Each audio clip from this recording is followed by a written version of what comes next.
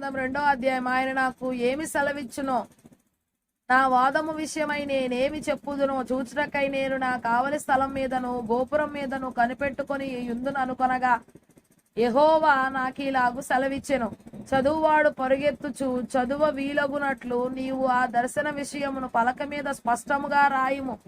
ఆ దర్శన విషయము నిర్ణయ కాలమున జరుగును.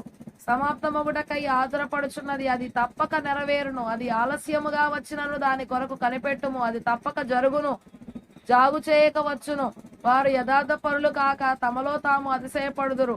అయితే నీతిమంతుడు విశ్వాసం మూలముగా తన విశ్వాస్యత చేత బ్రతుకును. మరియు ద్రాక్షారసము మోసకరము. తనను బట్టి అతిశయించువాడు నిలవడు. అట్టివాడు పాతాళం అంత విశాలముగా ఆశపెట్టును. మరణమంతగా ప్రబలినను తృప్తి నొందక సకల జనములను వశపరుచుకొనును. సకల జనులను సమకూర్చుకొనును.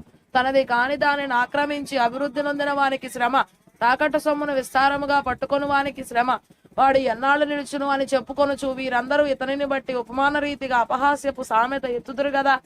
వడ్డీకిచ్చువారు హఠాత్తుగా నీ మీద పడుదురు. నిన్ను హింస పెట్టబోవారు జాగ్రత్తగా వత్తురు. నీవు వారికి దోపుడు సొమ్ముగా ఉందువు.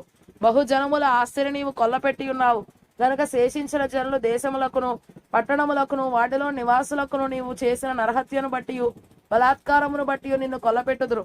తనకు అపాయము రాకుండానట్లు తన నివాసమును బలపరుచుకొని తన ఇంటివారి కొరకై అన్యాయముగా లాభము సంపాదించుకొని వానికి శ్రమ. నువ్వు చాలా మంది జనములను నాశనము చేయుచు నీ మీద నీవే నేరస్థాపన చేసి ఉన్నావు. నీ దురాలోచన వలన నీ ఇంటి వారికి అవమానము తెచ్చి ఉన్నావు. గోడలలోని రాళ్లు మొరపెట్టుచున్నవి. దూలములు వాటికి ప్రత్యుత్తరం ఇచ్చుచున్నవి. నరహత్య చేయుట చేత పట్టణమును కట్టించు వారికి శ్రమ. దుష్టత్వము జరిగించుట చేత కోటను స్థాపించు వారికి శ్రమ. జనములు ప్రయాసపడుదురు గాని అగ్ని పాలవుదురు. యుద్ధమైన దాని కొరకు కష్టపడి జనులు క్షీణించుదురు.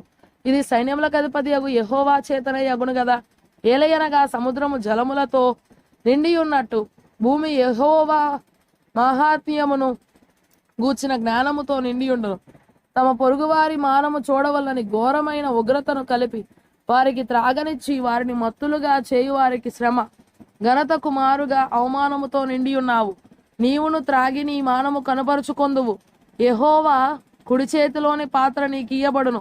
అవమానకరమైన వమనము నీ ఘనత మీద పడును.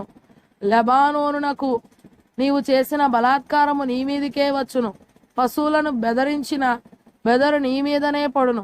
దేశములకును పట్టణములకును వాటిలోని నివాసులకును నీవు చేసిన నరహత్యను బట్టి జరిగిన బలాత్కారమును బట్టి ఇది సంభవించును.